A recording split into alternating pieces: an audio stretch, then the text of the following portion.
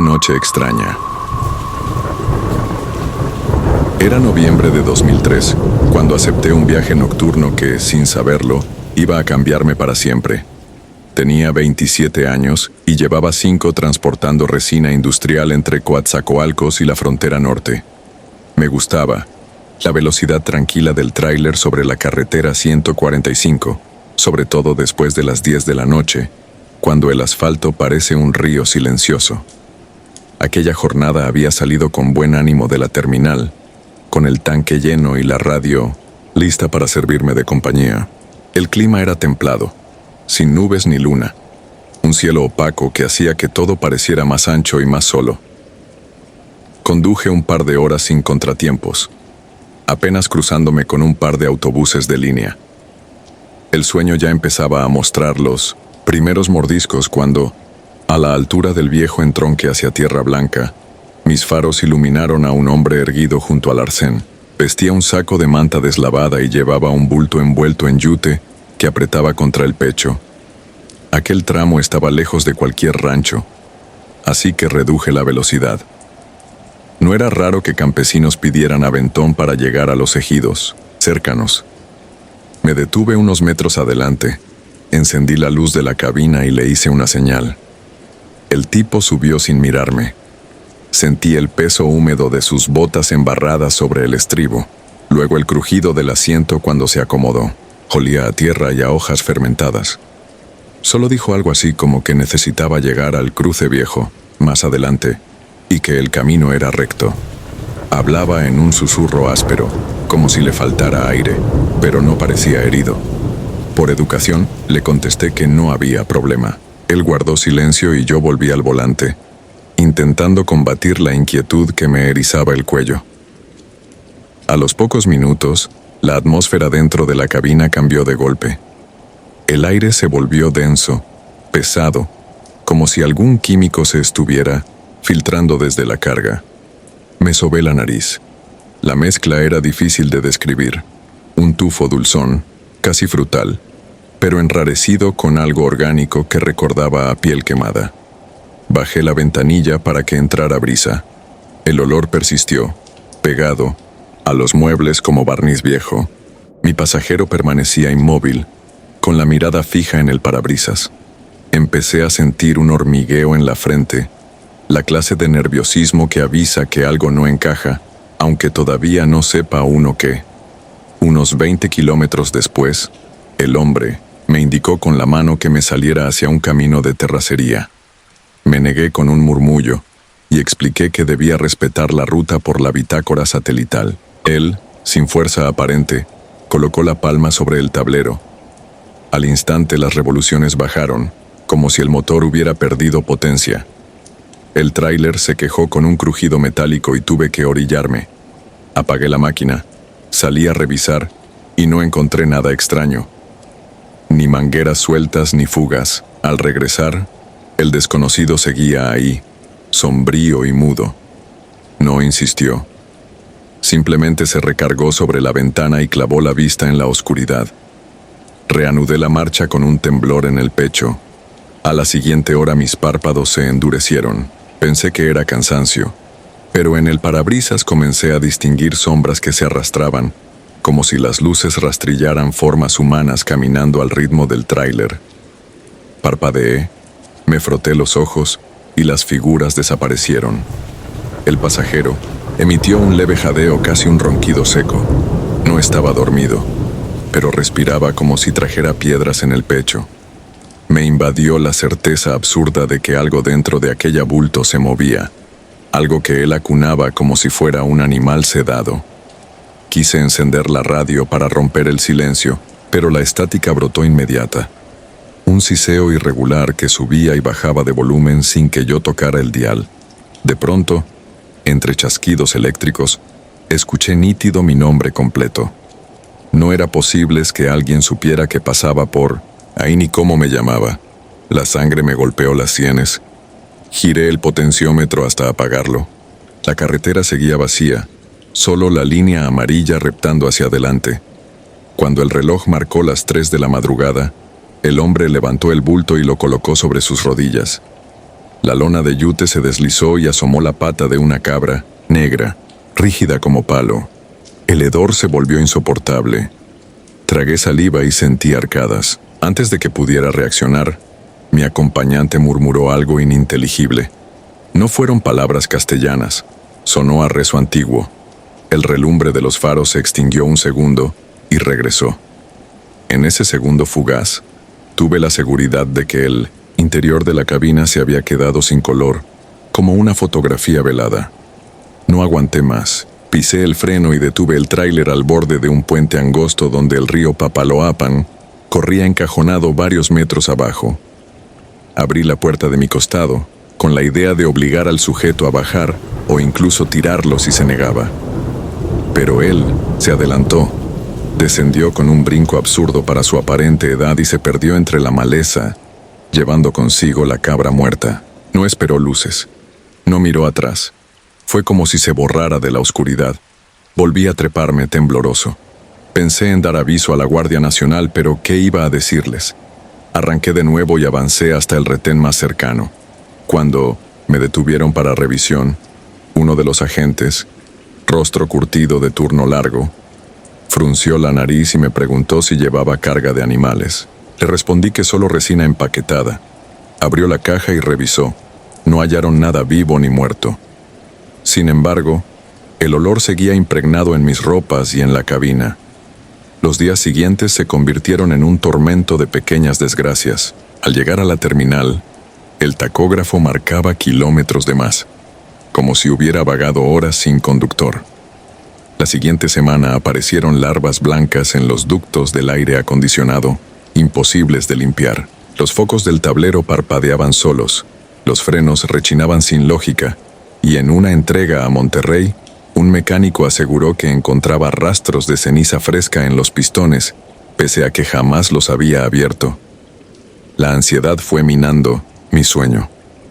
Cada noche reparaba en un rumor de pezuñas arañando el pavimento fuera de mi casa, como si algo husmeara el patio. Una madrugada mi esposa halló huellas de cabra en el cemento húmedo.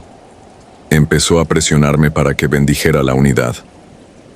No soy hombre devoto, pero acepté. Un cura del pueblo roció agua bendita dentro de la caja. El olor empeoró. Olía, ahora a sangre coagulada.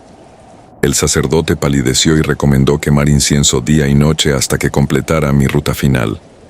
Acepté un último viaje al puerto de Altamira porque necesitaba el dinero y porque quería creer que todo era sugestión. Salí al anochecer. A la mitad del trayecto sentí que el volante perdía dureza. Las ruedas delanteras comenzaron a vibrar, como si golpearan piedras invisibles. Intenté desacelerar. El pedal estaba flojo. Los frenos se hundieron sin respuesta. El tráiler se desplomó fuera del camino, directo a un talud.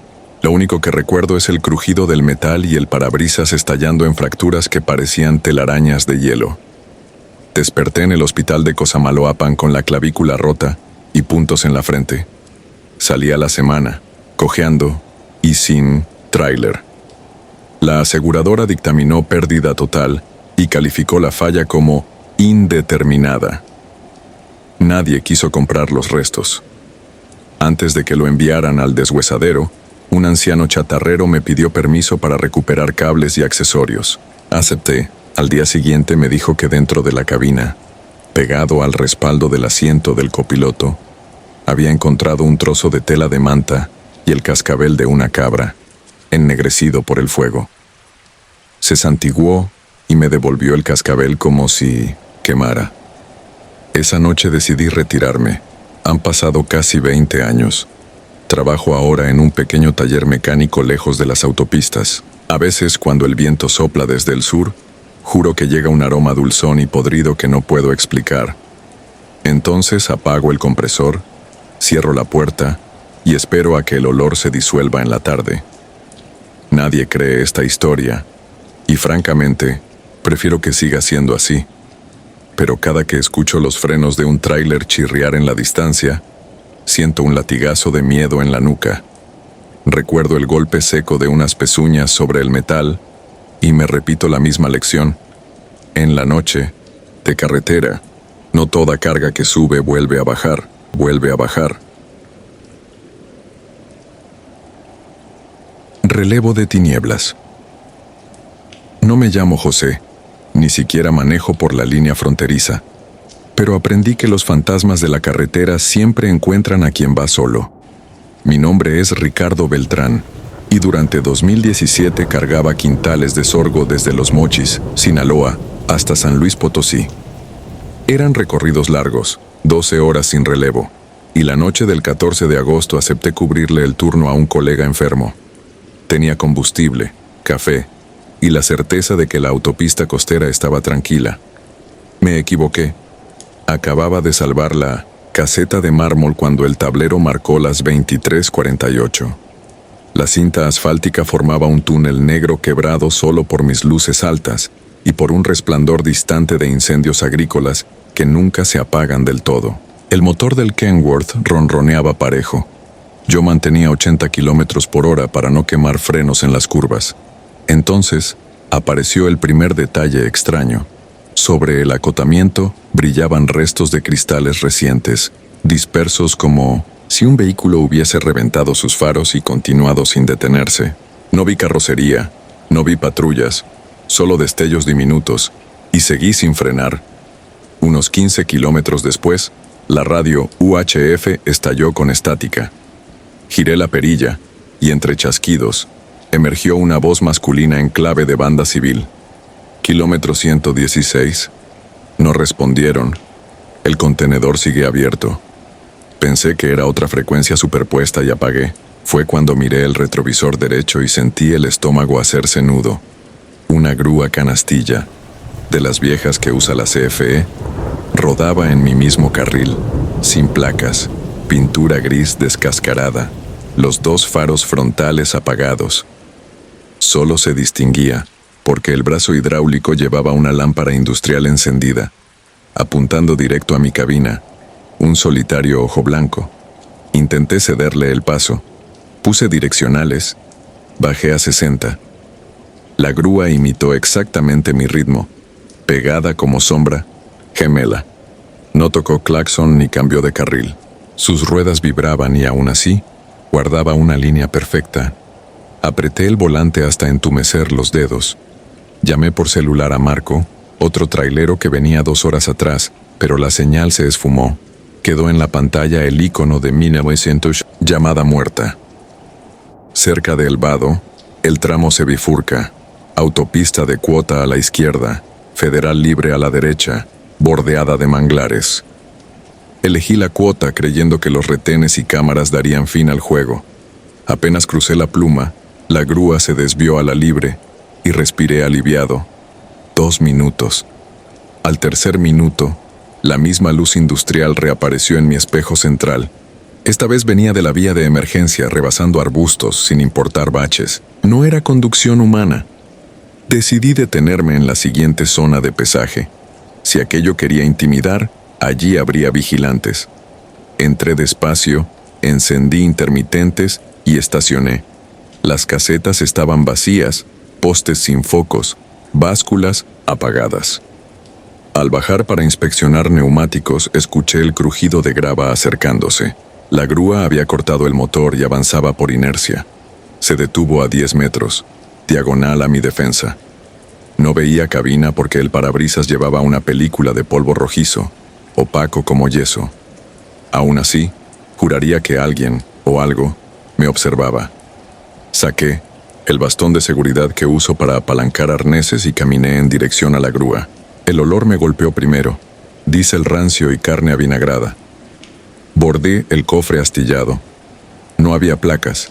El chasis mostraba marcas viejas de arcilla, como si hubiese permanecido semienterrado. Hallé el picaporte y tiré. Dentro, el asiento del conductor estaba carbonizado, y sobre el respaldo se apreciaba la silicona quemada de un cinturón derretido. No existía volante, solo la columna expuesta, negra. Me alejé con arcadas. La lámpara del brazo hidráulico parpadeó, y por un segundo proyectó mi silueta contra la pared de la caseta vacía. En la sombra, vi 3 figuras detrás de mí, quietas, sin rasgos, como bultos de lona con brazos. Giré, en seco. No había nadie. Cerré de golpe la puerta de la grúa y corrí al tráiler. El motor encendió al primer giro, pero el tablero marcó un fallo, con puerta trasera abierta. Nunca ocurre si el pestillo neumático está activado. Las alarmas acústicas chirriaron. Bajé de nuevo, di la vuelta al contenedor frigorífico y comprobé que la compuerta estaba desanclada a apenas un par de centímetros. Cuando quise empujarla, un golpeteo sordo retumbó desde dentro, como nudillos desesperados. Retrocedí. El seguro metálico se corrió solo, y la puerta basculó. Un golpe de aire frío me quemó la cara. La luz interior se encendió al contacto. Colgando del riel de carga había un arnés forestal, con 3 cascos amarillos enredados en las cintas. El plástico estaba cubierto de manchas pardas. Debajo, alineados sobre el piso, yacían 3 chalecos reflectantes aún húmedos, extendidos, con minuciosa simetría. Reconocí el logotipo de la paraestatal eléctrica. No transportaba equipo de protección. Mi tráiler debía ir vacío para el viaje de regreso. En ese instante comprendí que alguien había cargado esos objetos mientras yo inspeccionaba la cabina de la grúa. Se me aflojaron las rodillas. Cerré la compuerta sin mirar una segunda vez. Sellé con candado manual. Subí a la cabina y aceleré, derrapando grava. La alarma cesó.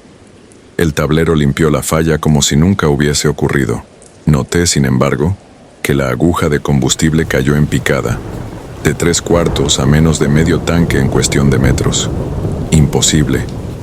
Algo drenaba el motor, o quizá la realidad entera se descosía a mis espaldas. Antes de llegar al entronque con la 54D, el sueño me nubló. Decidí parar en la exbáscula de Ortiz, otro punto fantasma desde que la secretaría cerró el puesto. Entré y apagué luces. Silencio. Solo el tic-tac del motor enfriándose. Me recosté sobre el respaldo, intentando racionalizar la noche cuando un destello iluminó la cabina entera. La lámpara industrial de la grúa brillaba otra vez, ahora al lado de mi ventanilla.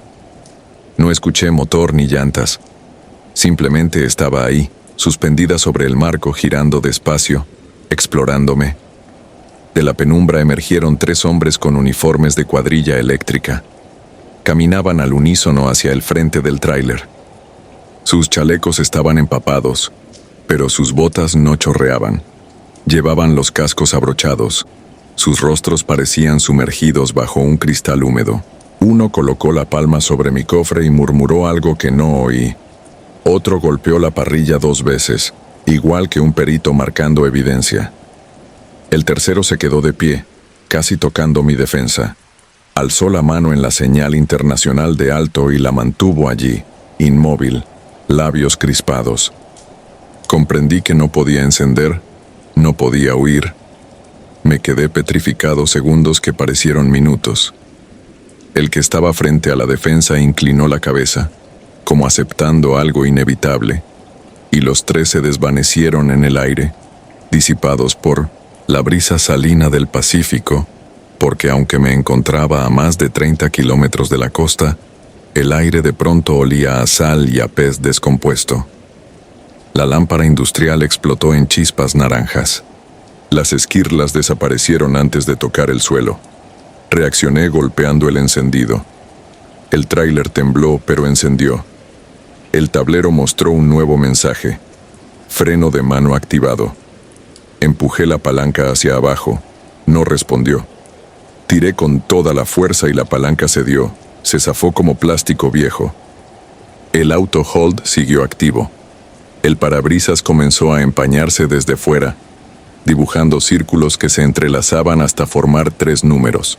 116. Era la misma clave que había captado la radio la primera vez. Recordé entonces algo que los veteranos comentan en cafeterías de paso.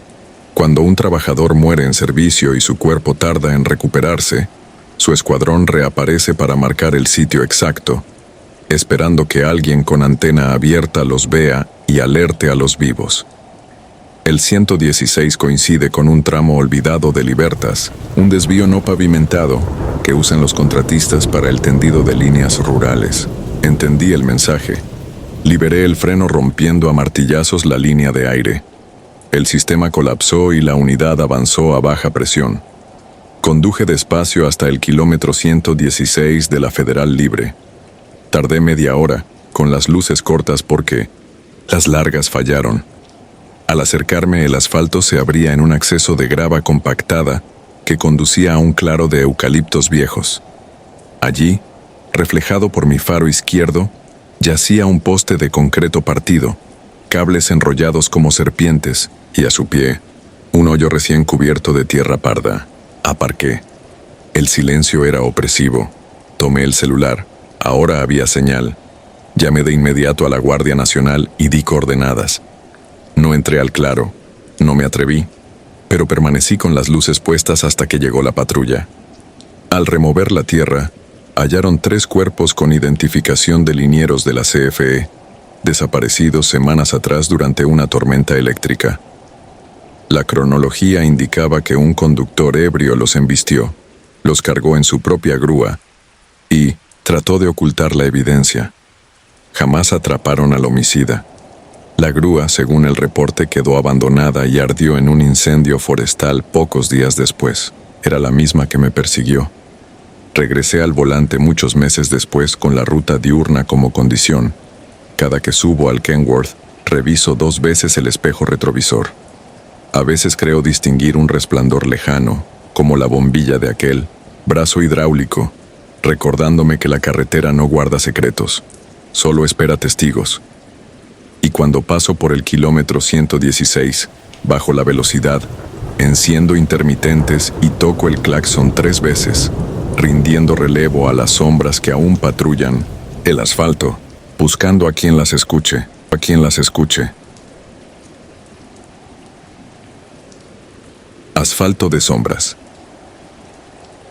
Soy Ramón Ortega, y jamás pensé que un tramo de asfalto pudiera quebrar a un hombre hecho a golpes de volante y diésel. Corría el año 2003. Llevaba 12 inviernos viajando de norte a sur con un Kenworth de cabina larga, que parecía prolongar mi columna vertebral hasta donde se perdía el horizonte. Aquel diciembre acepté un flete urgente de fertilizante desde el puerto de Manzanillo, rumbo a los invernaderos de Culiacán. La paga era buena. El horario nocturno y la ruta vieja libre Tepic-Mazatlán, llena de curvas que desnudan la sierra como costillas bajo luna. Había salido pasadas las 10. La línea costera quedó atrás y la brecha se apretó entre cerros, oscuros encendidos por luciérnagas de faro ajeno. En el tablero zumbaba el ventilador y sobre el asiento, una charola de tamales fríos comprados en una gasolinera de Compostela. Conducía a un ritmo monótono, midiendo cada vuelta como un rosario aprendido, cuando la radio captó, con esa estática de cuchillas, un programa de relatos sobrenaturales que solía espantarme de chamaco. Esa noche hablaban de nahuales y brujas del Pacífico, voces temblorosas de pescadores jurando haber visto bolas de fuego sobre los esteros. Me entretuve escuchando historias ajenas mientras trepaba los primeros kilómetros de la Sierra El Cora. El gobierno había cerrado el carril derecho por derrumbes recientes, desviándonos por una cinta secundaria sin acotamiento, flanqueada por sabinos altos que tejían un túnel natural. Ahí dentro la luz de la luna apenas tocaba asfalto. Parecía conducir bajo agua espesa, con reflejos pálidos que rebotaban en los espejos como ojos apretados. Ni un solo tráiler delante ni detrás, únicamente el ruido de mi diésel y los grillos. A las 23:37, según el reloj digital, el estrépito llegó como un trueno hueco. Algo cayó sobre la caja.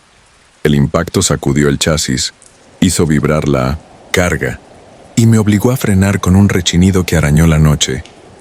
Metí el freno de motor y me orillé lo más que pude sin volcar por la pendiente. El silencio posterior resultó aún peor. Se sentía vivo, expectante, apenas roto por un goteo metálico que no supe ubicar. Apagué la radio. Tomé mi linterna industrial y asomé medio cuerpo por la ventanilla, alzando el haz hacia la lona trasera.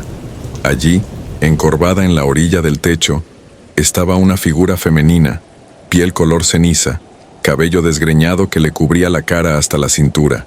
Las uñas, largas como espinas, Se hundían en la lámina. No llevaba ropa, distinguible. Más bien parecía envuelta en jirones que se movían solos como si el viento proviniera de su interior. No debería haberla visto tantos segundos, pero la médula se me congeló y los ojos se quedaron pegados a ese cuadro imposible. De pronto, alzó la cabeza. Los mechones se abrieron lo justo para mostrar dos manchas blancuzcas, sin pupila, que brillaron con la luz del faro. Entonces emitió un bufido grave, mezcla de lobo lastimado y orín de vapor sobre metal caliente, y comenzó a reptar con codos y rodillas hacia la cabina. La bestia, no puedo llamarla mujer, se deslizaba a una velocidad antinatural, articulando huesos que tronaban como ramas secas. Di un manotazo a la puerta, la cerré de golpe, crucé el cerrojo y caí en el asiento. El corazón martillaba contra el peto de mi chamarra. Apreté el arranque. El motor rugió y solté el embrague tan rápido que las llantas patinaron en grava. Mientras ganaba velocidad, sentí el techo hundirse ligeramente y la lámina quejándose encima. La criatura se aferraba con fuerza. Cada curva la lanzaba contra un costado y aquello soltaba gruñidos que retumbaban en los respiraderos como tormenta encañada. No sé por qué empecé a rezar. Tal vez porque mi abuela repetía que el diablo escucha a los que dudan, pero huye de los que se aferran a la fe. Entre dientes desilvané un Padre Nuestro mientras la caja hacía eco. La garganta me raspaba, olía a óxido y a sangre imaginaria. Entonces oí un chillido desgarrador, mitad lamento humano, mitad grito de ave. El techo se alivianó de golpe, y en el espejo lateral distinguí una sombra alada precipitarse hacia el cielo antes de disolverse en la negrura. Aceleré hasta que el tacómetro rozó zona roja. Las curvas se sucedían sin clemencia. Cada semirrecta duraba un suspiro y me lanzaba de nuevo a la penumbra. Sentía las manos sudar y el volante resbaladizo. El radio volvió solo a la vida con un crujido. Dicen que cuando la bruja no encuentra carne, chupa la fuerza del hierro. Cambié la frecuencia, pero todas repetían el mismo murmullo, como si las estaciones hubieran sido ocupadas por aquel ser. Al fin emergí en la caseta provisional de Mesillas. La plancha, de concreto bañada por lámparas de sodio, me pareció una isla bajo soles artificiales. Reducí la marcha.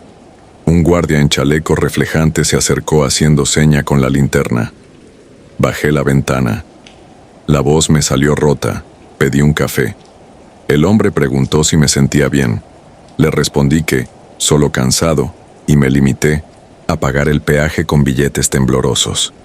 Él se alejó despacio, volteando cada tanto hacia la caja como si alcanzara a oler algo rancio. Continué hasta un paradero de Pemex unos kilómetros adelante y aparqué junto a los baños iluminados. Revisé la caja completa. No había abolladuras, ni garras, ni tela colgando. Solo unas manchas oscuras, barro o algún fluido, que se habían secado en líneas irregulares, formando símbolos que no quise interpretar. Tomé una manguera y las borré a presión hasta que el costado quedó reluciente y anónimo, como si la noche no dejara cicatrices. Entregué la carga al amanecer con puntualidad mecánica. El capataz firmó la remisión sin comentar mi rostro cenizo. Después conduje vacío hasta Mazatlán y estacioné el tráiler en el patio de la empresa. Dormí 13 horas seguidas y al despertar sentí el cuerpo prestado. Las articulaciones crujían igual que los codos de aquella cosa. Regresé a Guadalajara en autobús y pasé una semana entera evitando carreteras. La familia achacó mi mutismo al cansancio, aunque mi esposa notó que, al cerrar los ojos, seguía apretando los puños hasta clavarme las uñas. Con el tiempo volví a manejar. Las deudas no esperan, pero jamás crucé de noche ese tramo. Cada diciembre, cuando la niebla baja sobre la sierra y las radios repiten especiales de brujería, algo me aprieta la nuca y recuerdo el golpe seco sobre el techo, la silueta encorvada, los ojos lechosos brillando en mi propia luz. Dicen que los traileros cargamos más historias que toneladas, que el camino se cobra su tributo en secreto. Quizás sea cierto. Yo solo sé que en algún punto entre Compostela y Mesillas quedó suspendida una criatura que huele la fe y se alimenta del miedo. Una sombra que prueba el metal y luego busca sangre. Por eso escribo esto 17 años después, a las 4 de la mañana, en el descanso de un embarque rumbo a Hermosillo. La luna llena se refleja en el parabrisas arrancado del polvo y el rugido distante de otro camión retumba como un recuerdo mal enterrado. Si alguna vez escuchas un golpe inesperado, en la caja no te bajes ni prendas la linterna ni hables con la noche. Aprieta el volante, reza lo que sepas y pisa el acelerador hasta que el diésel gima. Más allá, donde las luces humanas regresen, quizás alcances a contarlo, porque en las curvas de ese tramo estrecho vive algo que no olvida a quien se atreve a mirarlo, y yo, que lo miré, conduzco entre sombras convencido de que un día volverá a reclamar lo que la fe le arrebató.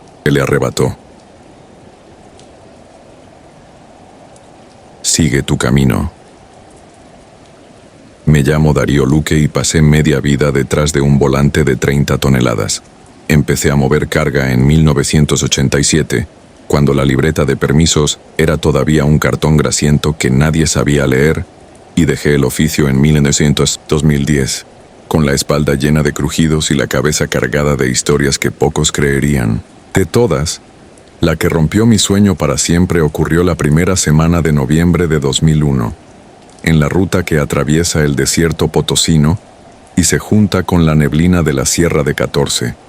Aquel viaje llevaba aisladores cerámicos para las subestaciones del Bajío, piezas frágiles que no entienden de baches ni sobresaltos. Por eso mi patrón me asignó a Isaac Montoya como copiloto. Era mi mejor amigo, un tipo de risa fácil y nervios de acero que sabía cambiar una llanta sin apagar el motor. Íbamos ya por el segundo amanecer sin descanso. La noche bramaba a través de los espejos y el odómetro marcaba una velocidad casi constante, hipnótica. Dejamos el entronque de Cedral a las 2:40 de la madrugada y nos internamos en el tramo más solitario, una línea recta teñida de chapopote que parece no terminar nunca. A esa hora el aire se siente hueco, como si la carretera fuera un corredor funerario. Yo llevaba el volante. Isaac vigilaba que no pestañeara. La radio chisporroteaba rancheras antiguas, apenas un murmullo. De pronto, la lámpara de largo alcance iluminó una figura caminando en el acotamiento, espalda hacia nosotros. Un bulto oscuro envuelto en un rebozo que rozaba el asfalto. Daba pasos lentos, muy medidos, como si midiera el mundo con los pies. Miré el reloj. 3:06. La lógica me dijo que podía ser una peregrina extraviada o una persona varada tras la falla de un coche. Isaac me hizo seña de detenernos. El código, no escrito de los camioneros, dicta que ayudas a quien encuentres, porque mañana el necesitado puede ser tú. Comencé a frenar y activé luces intermitentes. El tráiler gimió al ir bajando de revoluciones. Cuando quedamos a unos metros, Isaac bajó la ventanilla del lado derecho y se inclinó con el cuerpo fuera de la cabina. Preguntó 2 veces si la podíamos acercar a la gasolinera más próxima. No hubo respuesta, ni siquiera un corte de pasos. La silueta seguía adelante como si el tiempo la ignorara. A Isaac se le agotó la paciencia. Soltó un «pues quédese, tirada si quiere», que retumbó más fuerte de lo que él planeó. Entonces la figura se detuvo y con un movimiento atrozmente pausado, giró la cabeza hacia nosotros. No hubo rasgos humanos. Era una calavera pulida por la intemperie, sin ojos ni carne, solo cuencas negras que parecían succionar la poca luz que nos rodeaba. Donde otros habrían visto vacío, yo sentí que algo respiraba al otro lado del hueso. Isaac lanzó un alarido que me perforó el pecho. Yo ni siquiera pude parpadear. Pasaron unos 10 segundos congelados hasta que el instinto me apuñaló y pisé a fondo. El tráiler escupió humo y retomó la velocidad como si huyera por cuenta propia. Durante kilómetros ninguno habló. Yo oía mi propia sangre retumbar contra el casco de los tímpanos. Isaac hiperventilaba, aferrado al tablero. El espejo lateral devolvía oscuridad pura, sin faros que nos siguieran, pero sentía el peso de una mirada clavada en la parte trasera del remolque. Al amanecer, entregamos la mercancía en un patio de Aguascalientes. Firmé las guías con manos, que todavía temblaban. El encargado pensó que era efecto del café, así que no hizo preguntas. Nos registramos en un hotel de paso que olía a cloro reseco y óleo industrial. Isaac telefoneó a su esposa. Se despidió con un "nos vemos en unos días" y colgó sin dar detalles. Después cerramos cortinas y caímos rendidos. Pero el sueño no me trajo descanso. Cada vez que apagaba la mente veía la calavera aferrada al rebozo, siguiéndonos a través del desierto abierto. Al día siguiente salimos rumbo a León para recoger chatarra industrial. Era casi mediodía cuando retomamos la 57, esta vez en sentido contrario. Isaac insistió en conducir. Dijo que así iba concentrado y olvidaba la noche anterior. Yo acepté y me acomodé con la carpeta de rutas sobre las rodillas. Cruzamos Matehuala a buena hora y todo pareció calmarse. Sin embargo, al acercarnos al kilómetro 237, la tarde perdió color, como si una nube gris oscureciera solo nuestro tramo. De la vía contraria venía un tráiler cisterna escoltado por un autobús de pasajeros. El chofer del tanque intentó rebasar en una recta angosta. El autobús frenó y se ladeó. En ese instante el mundo giró en cámara lenta. Isaac giró a la derecha para evitar el impacto, pero la cola del cisterna rozó nuestro frente y nos lanzó hacia la cuneta. Escuché vidrio romperse, un tronido metálico y luego la nada. Recobré conciencia con el cráneo goteando sangre y el cinturón incrustado en el pecho. Un paramédico me sostenía la nuca mientras otro revisaba mi pulso. Pregunté por Isaac. El silencio que siguió a mi pregunta supo peor que cualquier respuesta. Lo vi tendido junto a la cabina, rostros tapados, rodeándolo. No hubo más víctimas. Ni el conductor del tanque ni los pasajeros del autobús sufrieron heridas graves. Mi amigo, en cambio, murió al instante. Cuando me subieron a la ambulancia, alcancé a ver la señal verde al borde de la carpeta asfáltica. KM 237. Sentí un nudo de hielo bajar por la columna. Supe que estaba en el mismo lugar donde la muerte nos había hecho el gesto 2 noches atrás. La investigación determinó que el otro chofer se distrajo revisando el tablero. La aseguradora pagó la póliza y se acabó el asunto. A mí me dieron licencia médica y, tras un mes, volví a la cabina de otro camión. No podía permitirme abandonar el oficio. Era lo único que sabía hacer. Desde entonces crucé miles de kilómetros adicionales, pero nunca más frené ante una silueta desconocida a la orilla del camino. Vi cosas, sombras que se disuelven cuando pasa el haz de luz, niños que aparecen en puentes a la hora más oscura y después desaparecen, destellos en medio de la nada, que no se reflejan en el espejo retrovisor. Cuando eso ocurría, apretaba el rosario colgado en la palanca y seguía derecho, sin abrir la boca. Han pasado más de 20 años. El reflejo nocturno del tablero a veces me devuelve la imagen de Isaac sentado a mi lado, con las manos listas para tomar el volante si pestañeo. Ya no puedo diferenciar entre recuerdo y aviso. Solo sé que en cada viaje nocturno vibra esa ley no escrita. La carretera cobra tributo a quien le falta el respeto a lo que no se ve. Yo lo aprendí demasiado tarde y mi amigo pagó el costo. Por eso cuento esta historia, para que quien la oiga mantenga los ojos abiertos y la lengua quieta cuando el desierto hable, porque allá afuera, en el kilómetro 237 o en cualquier otro tramo olvidado, hay presencias que solo buscan una mínima burla para convertir la distancia en destino final. La bruja del costal. Siempre creí que el verdadero peligro de la carretera era el sueño, no la muerte. Llevaba 12 años moviendo carga pesada por todo el altiplano, y aunque me habían contado historias de aparecidos, nunca me tocó ver nada fuera de lo normal. Eso cambió la madrugada del 14 de diciembre de 2019, cuando tomé la libre Zacatecas-Durango, con un remolque vacío rumbo a Gómez Palacio. Había salido tarde de la planta de cemento en Calera. El supervisor retrasó los papeles y me obligó a rodar de noche. Aún así, acepté el viaje. Necesitaba entregar el tráiler temprano para que al día siguiente lo cargaran a primera hora. Encendí el estéreo a volumen bajo y dejé que el rugido del motor GF360 me arrullara mientras los faros cortaban la neblina fría que suele bajar de los cerros en esa temporada. Pasada la medianoche, el tráfico murió. Ni particulares ni convoyes. El termómetro del tablero marcaba 4 grados y una llovizna ligera empañaba los espejos. Faltaban unos 40 kilómetros para el entronque con la 40D cuando apareció el primer aviso. Un olor penetrante, mezcla de tierra húmeda y algo rancio colándose por las rejillas del aire. Pensé que llevaba restos de cal en el chasis o que había atropellado a un zorrillo, pero no vi manchas ni escuché el golpe. Reduje de sexta a quinta, porque la pendiente se alargaba y el asfalto, apenas iluminado, parecía tragarse la orilla. Fue entonces cuando el tablero parpadeó sin motivo. Todas las luces de advertencia se encendieron y apagaron con un zumbido eléctrico. El motor no perdió fuerza, así que lo atribuí a un falso contacto.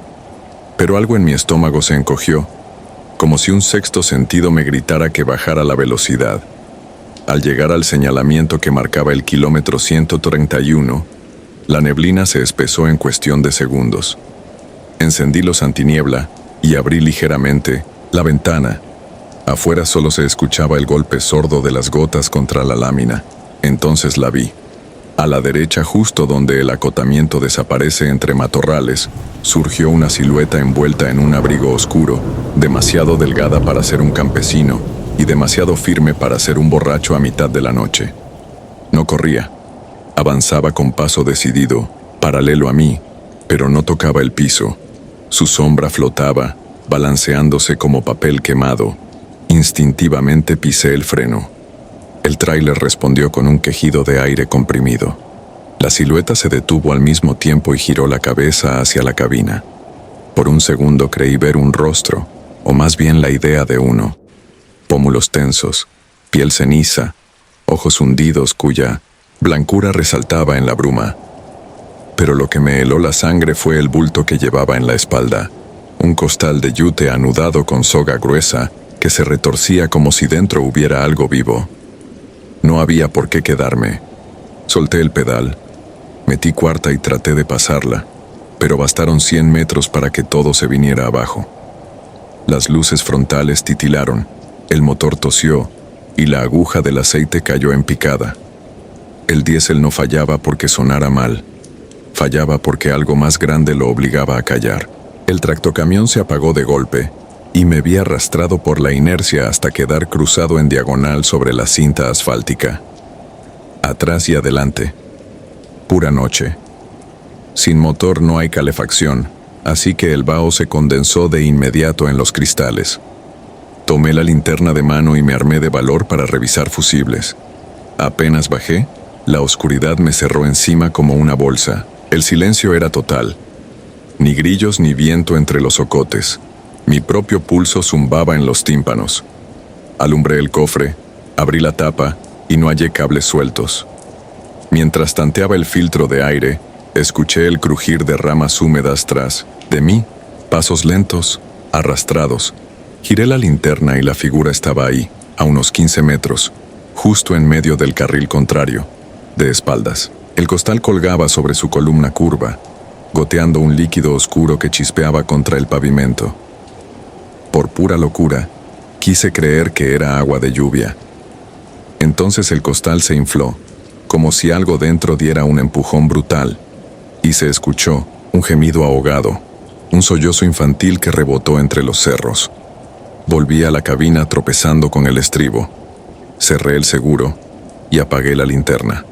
En aquel encierro, con el parabrisas empañado, podía sentirla acercándose sin verla. Un olor a excremento viejo inundó la cabina. Intenté dar marcha. La llave giraba en vano, ni un chisporroteo. Saqué el celular, sin señal. La pantalla marcaba 3:06 AM. Y la batería descendió del 70 al 5% en un parpadeo, como si algo la sorbiera. En la penumbra, solo distinguía mi respiración convertida en nube. El volante estaba helado. Entrecerré los ojos y al aclarar la condensación, vi la sombra pegada al costado del cofre, deslizándose despacio hacia mi puerta. No podía oírla, pero sabía que su cuerpo raspaba la lámina. De pronto chasqueó la lengua, un sonido hueco que vibró en mis dientes. Luego, una voz rasposa, apenas un susurro, rompió el silencio. ¿A dónde tan rápido, chofer? Me tapé los oídos. No quería escuchar más. Fue el único diálogo que esa cosa me regaló. Después vino un golpeteo leve en la puerta, casi un toque cortés. El costal se sacudía al ritmo de una respiración acelerada, como si quien estuviera dentro padeciera un ataque de pánico. Entre una sacudida y otra, algo rompió la lona y se asomó un brazo diminuto, piel grisácea y dedos torcidos, incapaz de sostenerse. Gritó. O eso sentí, y el alarido mezclado con el bramido del viento me hizo perder la noción del tiempo. No sé cuánto duró, tal vez minutos, tal vez segundos. Lo que rompió el trance fue un destello anaranjado que iluminó la cabina desde atrás. Giré y vi, a unos 300 metros, las farolas de un doble remolque que bajaba la pendiente. Sus luces se filtraban entre la neblina como bengalas. La figura pegó un brinco raro, casi animal, y se internó al monte dejando un rastro viscoso sobre el acotamiento. Aproveché la distracción, tanteé de nuevo la llave. Esta vez el motor rugió con una fuerza que estremeció la cabina. Las luces volvieron plenas, el tablero se estabilizó y el olor desapareció con la misma rapidez con que había llegado. Pisé fondo y sentí la tracción empujar hacia adelante. Crucé un bache, otro, y salí de la nube espesa para encontrarme con la trasera del doble remolque. Toqué el claxon y me pegué a su estela. El diésel gasta más, pero detrás de un compañero el miedo se disuelve un poco. Así rodé hasta la gasolinera de San José de Lourdes. Frené junto a la Pumpa 4 y bajé temblando. El operador del otro tráiler, un señor moreno con chamarra de mezclilla, se acercó a felicitarme por la maniobra. Notó mi cara pálida y preguntó si me sentía bien. Le conté lo básico: camión muerto, figura en la neblina, costal que chillaba. Él no dudó en creerme, solo exhaló como quien confirma una teoría vieja. Dicen que la niña del costal anda suelta entre el 128 y el 133, murmuró. Mi compadre la vio el año pasado. No fue tan afortunado. Me mostró una foto en su celular. Un Kenworth T680 volcado, la cabina aplastada contra un mezquite. Dentro, el cuerpo de un hombre cubierto con plástico negro. Lo hallaron sin ojos y con la mandíbula dislocada. Nadie habló de un choque. El tráiler simplemente se apagó y se fue a la cuneta. No quise oír más. Llené el tanque, revisé niveles y prometí no volver a agarrar ese tramo de madrugada. Desde aquella noche, siempre viajo en convoy y llevo una estampita de San Cristóbal pegada al tablero, aunque no soy devoto. A veces, cuando el radio hace ruido estático y la niebla se traga los cerros, recuerdo el costal abriéndose y un puño infantil buscando ayuda que nunca llegó. No hay explicación lógica.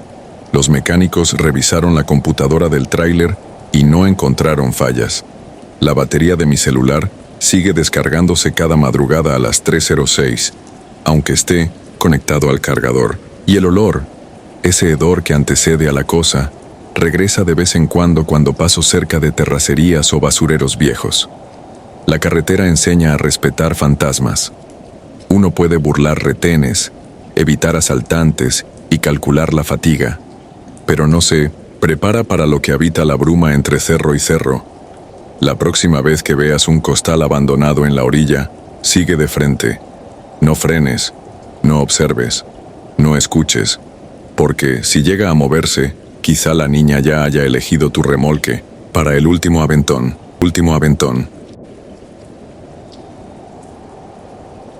La cabina. Me llamo Esteban Rosales y llevo casi media vida persiguiendo el asfalto. Comencé como ayudante en un Volvo destartalado y terminé, 2 décadas después, enfriando mis miedos al volante de un Kenworth T800 que compré en 2003.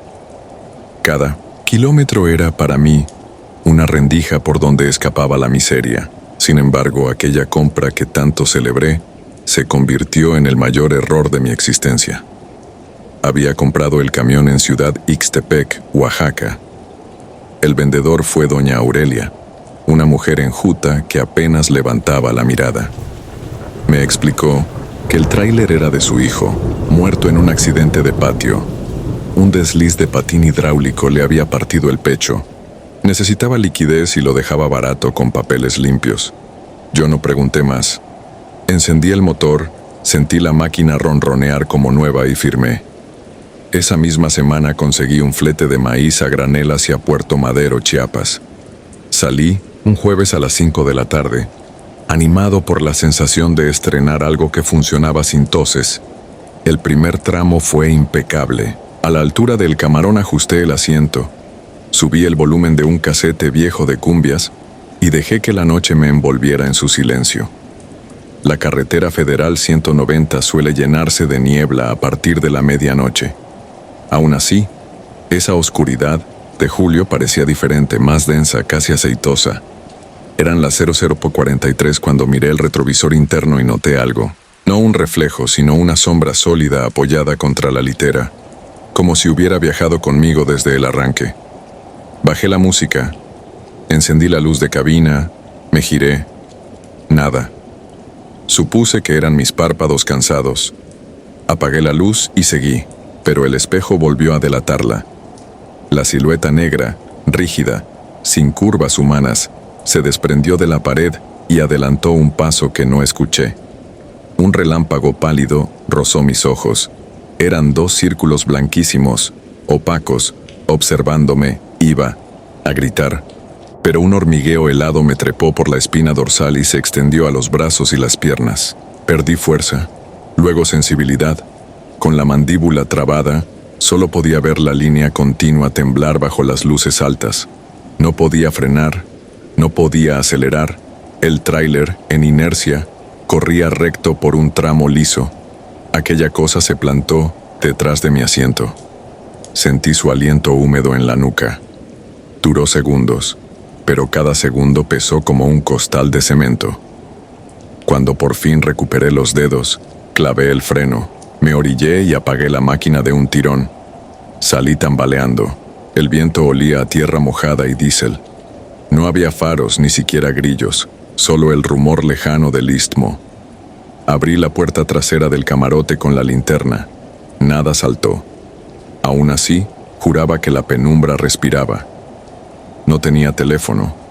La radio CB seguía dentro. Consideré correr hasta el retén militar 20 kilómetros atrás, pero abandonar la carga era perder mi único capital. Decidí quedarme afuera, sentado en el estribo, fumando uno tras otro. Cada bocanada dejaba suspendido un hilo gris que la oscuridad lamía al instante.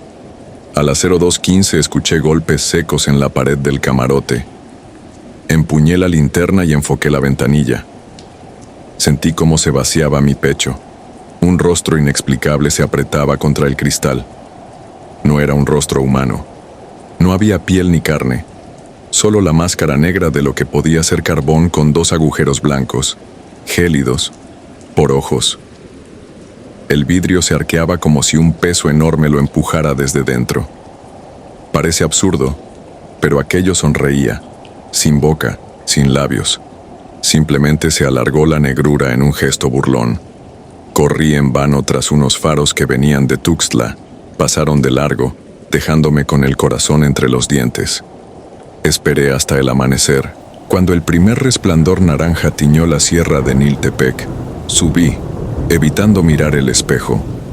Arranqué. Conduje sin música, sin parpadeos, hasta que el sol golpeó de lleno el parabrisas, y por un instante pensé que todo había sido un desvarío.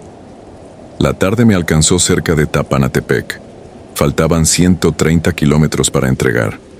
El cielo se encapotó. Nubes violeta amenazaban tormenta. Yo respiré aliviado. Prefería la lluvia a la noche. Pero a las 19:32, el T-800 Empezó a fallar. El tacómetro caía y subía como un electrocardiograma loco. Llevé el motor a 2000 revoluciones. Entonces escuché un relincho brutal que no provenía de afuera, sino de debajo del tablero. La radio muerta soltó estática y entre chispazos surgió un cántico grave, en un idioma que no reconocí.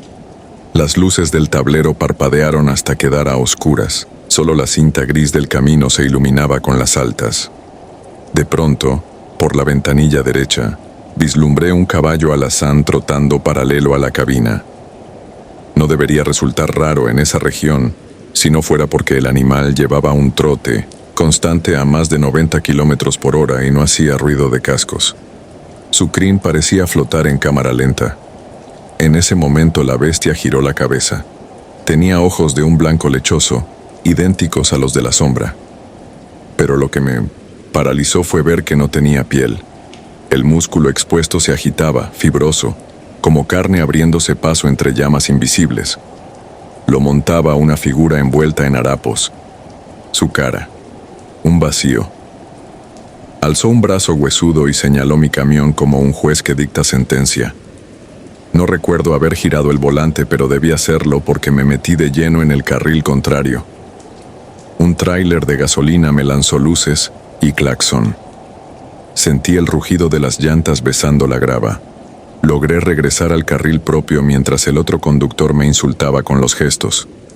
Cuando volví la vista, caballo y jinete habían desaparecido. Seguí con las manos sudorosas, la camisa pegada al cuerpo. Prometí en voz baja que, si salía vivo, nunca volvería a subir a ese camión. Llegué a Puerto Madero a las 11 de la noche. El encargado del silo firmó y me ofreció una litera detrás de la báscula. No pude dormir. Cada vez que parpadeaba, veía los ojos blancos desde algún rincón. Al amanecer compré un boleto de autobús y escribí una nota para el supervisor. Tráiler varado por falla eléctrica. Volveré con mecánico. Mentira piadosa. Sabía que no volvería. Regresé a Ixtepec con el corazón hecho trizas. Busqué a doña Aurelia para que me devolviera algo de dinero, o cuando menos, se llevara el demonio de su hijo lejos de mí. La casa estaba desocupada. El vecino, un anciano con bata raída, me dijo que la señora se había marchado rumbo a Veracruz 2 días antes. Estaba cansado de que la gente preguntara por el camión del maloso, así lo llamó, y agregó algo que me heló la sangre. El difunto hijo no murió por accidente, sino suicidado dentro de ese Kenworth, encerrado en la cabina, después de varios meses de rituales extraños en los que juraba haber domado a un guardián infernal para proteger su carga. El viejo añadió, con tono de chisme macabro, que quienes tocaron el cuerpo dijeron que la lengua y los ojos se habían vuelto tan negros que parecían quemados.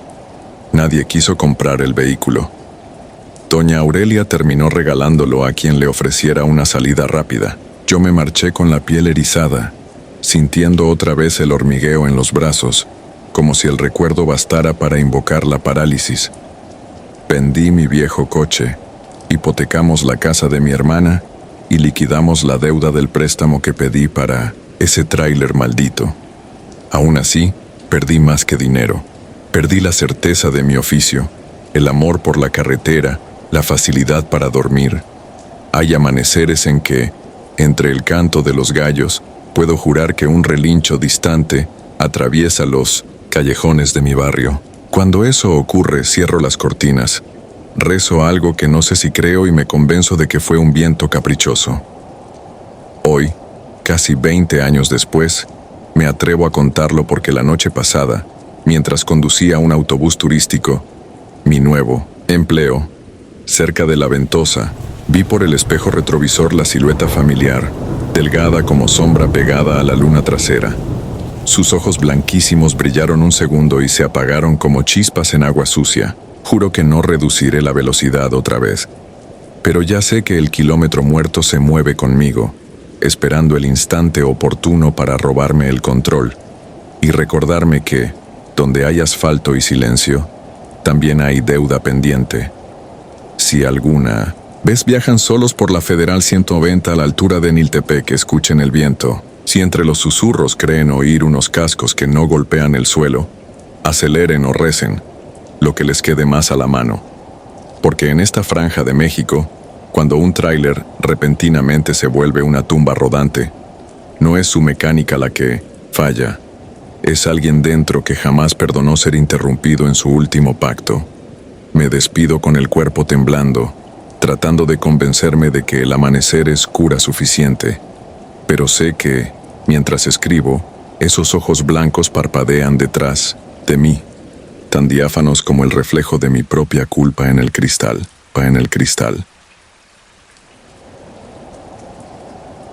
Kilómetro 235.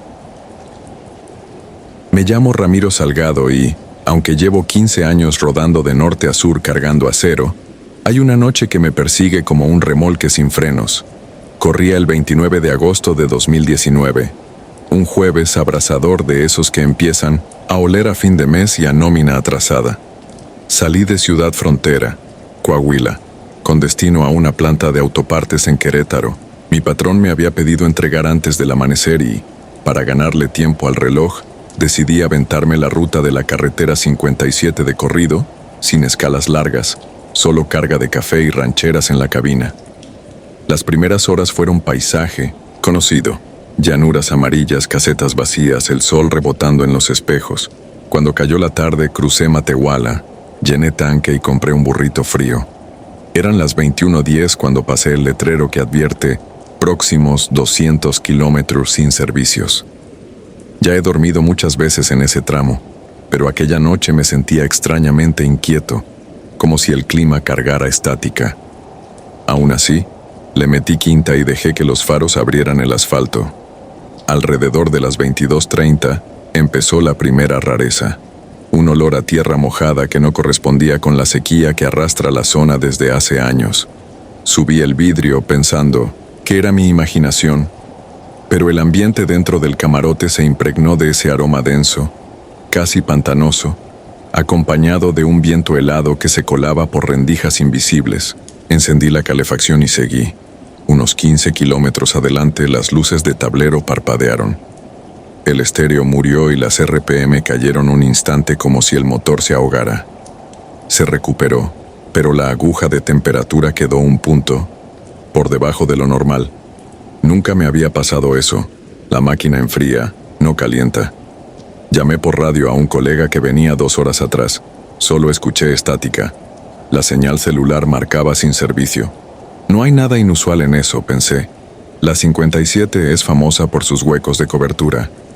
Decidí seguir media hora más y dormir en un acotamiento amplio que recordaba antes del kilómetro 235. Una recta en la que la cinta asfáltica parece fundirse con la oscuridad. Llegué poco antes de las 23:15. Apagué el motor, activé la luz interior y anoté el folio en la bitácora. Fuera, un silencio de pozo. Ni grillos, solo aire espeso y ese olor a tierra negra, recién revuelta. Me quité las botas y me recosté. El cansancio cayó como un costal. Calculo que no transcurrieron ni 10 minutos cuando un golpecito metálico hizo vibrar la puerta del copiloto, tan leve que me obligó a incorporarme para distinguir si era real o producto de un sueño a medio fraguar. Escuché otro golpe, más seco, como si alguien tocara con nudillos helados. Tomé la linterna de cabeza y bajé el vidrio apenas 2 dedos. ¿Quién anda? Nada, solo el viento agitando la maleza. Volví a recostarme, pero el olor cambió. Ya, no era tierra, sino azufre húmedo, mezcla de agua estancada y combustible rancio. Me ardieron los ojos. Luego, contra la lámina de la caja, sonó un porrazo como si hubieran arrojado un costal de piedras. Me puse el chaleco, calé otra vez la linterna y bajé con la palanca de rueda en la mano. Rodeé la caja iluminando sellos y candados, todos intactos. Ni huellas ni rastros de herramienta, solo polvo volviéndose lodo entre mis botas. Al dar la tercera vuelta escuché un susurro pegado al oído, tan nítido que me paralizó. ¿Me llevas? La voz era aguda, infantil, pero venía de atrás de mi nuca. Giré la linterna al azar golpeando el aire. Nada. Sentí escalofríos desde la base del cráneo hasta los talones. Regresé al camarote, cerré pestillos y recé lo poco que aún recuerdo. El sudor me corría por la espalda pese al frío. Estaba por intentar dormir de nuevo cuando todo el tráiler se ladeó, como si alguien se subiera a la estribera del lado del chofer. El retrovisor exterior se movió solo, apuntando al suelo. Y allí la vi. Una silueta menuda, no más alta que un niño de 8 años, con un vestido amarillo desgarrado y piernas cubiertas de barro hasta las rodillas. En lugar de rostro, un hueco oscuro que tragaba la luz de mis faros. Sus brazos pendían inertes a los costados. Las manos se aferraron al filo de la puerta. No escuché golpe, ni bisagra, pero el cristal comenzó a descender, centímetro a centímetro, como empujado desde fuera por un mecanismo invisible. Yo apretaba el botón de subida y el motor del vidrio zumbaba, impotente. Seguí presionando hasta que el fusible se quemó y el interruptor murió. Entonces la niña levantó lentamente un objeto. Parecía un ramo seco de flores de cempasúchil mezcladas con huesos de pájaro, atadas con hilo rojo. Lo aplastó contra la rendija abierta. El olor sulfuroso se volvió insoportable. Sin pensar, encendí el motor y aceleré con la puerta aún entreabierta. La silueta cayó en la penumbra lateral, pero no escuché impacto. El camión se lanzó, a la noche mientras yo temblaba sosteniendo el volante con ambas manos. A los 100 metros, el tablero recuperó luz. El estéreo se encendió por sí solo emitiendo un canto antiguo, casi un arrullo en otomí. Subí volumen sin querer, y la cabina se llenó de esas voces que hablaban de ríos y entierros bajo la luna. Arranqué el cable del aparato y lo arrojé al piso. Aún así, la música siguió sonando un par de segundos, como si la corriente viniera de otra parte. Conduje sin detenerme hasta San Luis Potosí, pero por más que aceleraba, la aguja de temperatura seguía en descenso tocando la línea azul. El motor debería haberse apagado, pero continuaba ronroneando, hipnotizado. Cada tanto desde el fondo de la caja, se oía un traqueteo irregular, como cadenas arrastradas. Imaginé los lingotes de acero golpeando, aunque estaban firmemente fijados. A las 2:08 llegué a la gasolinera de Villa Hidalgo. Las luces del techo parpadeaban. Me estacioné junto a otro tráiler, bajé tembloroso y pedí un café al despachador. Mientras llenaba el vaso, me notó lívido y preguntó si venía enfermo. Le dije que tal vez algo que cené. No quería parecer loco. Me señaló el espejo sobre la máquina de snacks. Tenía la mejilla derecha manchada de barro negro, el mismo lodo que había visto en las piernas de la niña. Corrí al baño y me lavé con jabón hasta irritar la piel, pero el barro, no sé, iba. Era como una sombra impregnada bajo la carne. El otro chofer, un tipo robusto con placas de Sonora, se acercó al verme tan alterado. Sin que yo mencionara detalles, me soltó que esas brechas están marcadas desde hace décadas, porque en los 70 se desenterró un antiguo cementerio indígena para ampliar la autovía, y que las almas de los niños sacrificados aún buscan quien los saque de allí. Dijo que algunos camioneros juran verlos pidiendo raite en medio de la nada. Al parar, se topan con costales vacíos o con nada. Otros reciben flores secas sobre la caja, y luego, pérdidas de frenos, en bajada. Le creí cada palabra. Subí al camión, pero antes de arrancar revisé la caja por dentro. Al abrir, casi se me vienen las piernas abajo. Entre los bloques de acero, justo en el centro, había un montoncito de flores cempasúchil mezcladas con huesos diminutos. El aire olía a fosa recién abierta. No quise tocarlo. Cerré con llave y sellé la puerta con cinta roja de seguridad como pude. El resto del camino lo hice con la mirada fija en los espejos, esperando ver a la niña colgada de la defensa, pero solo me escoltó la línea blanca del asfalto. Entregué la mercancía a las 7:20 en Querétaro, sudando frío. El supervisor firmó sin notar mi estado. Cuando abrió la caja halló las flores. Me llamó aparte. Su rostro reflejaba algo entre repulsión y miedo. Me confesó que no era el primero en llegar con ese regalo. Dijo que la semana anterior dos operadores habían presentado símbolos parecidos y que Recursos Humanos Estaba pidiendo a la SCT cambiar la ruta. Son cosas de brujos, explicó en voz baja. Si el cempasúchil cruza las puertas del patio, se muere alguien. Ordenó quemar el ramo allí mismo y tirar las cenizas lejos. Mientras ardían, el humo tomó formas de manos alzadas antes de desvanecerse. Volví vacío rumbo a casa, pasando de largo el kilómetro 235 sin mirar a los lados. La temperatura del motor regresó a lo normal, pero la cabina conservó un hilo de frío húmedo que no se iba con nada.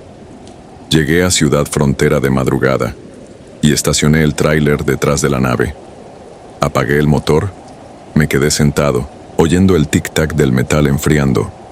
Entonces sentí algo ligero acomodarse sobre el colchón del camarote, justo detrás de mi asiento, igual que un niño que se sienta en silencio para no molestar. No quise voltear. Bajé y dejé la puerta abierta esperando que saliera, pero nada se movió. Han pasado 6 años. No he vuelto a manejar de noche por esa ruta. Aún así, cuando llueve y la tierra huele a recién cavada, mi termómetro interno baja, el retrovisor se inclina solo, y juro que distingo en la penumbra aquel vestido amarillo ondeando en el viento de Coahuila. Dicen que los traileros exageramos nuestras anécdotas, que todo se lo traga el asfalto. Yo solo aseguro esto: si ves flores secas en tu caja, no te detengas a recogerlas ni preguntes de dónde vinieron. Pisa el acelerador, reza un Padre Nuestro y no dejes que nadie suba, aunque te llame por tu nombre y te prometa que será solo un ratito, porque allá afuera, entre los kilómetros sin servicio, hay pasajeros que nunca llegan y camioneros que nunca regresan. Y a veces, lo único que necesitan para acompañarte es que abras la ventanilla lo suficiente como para que el olor a tierra húmeda encuentre el camino hasta tu sangre, no hasta tu sangre. Si te gustó el video, nos gustaría que nos apoyaras con un like o un comentario, ya que esto nos ayudará mucho a crecer. Nos vemos el próximo video. Saludos.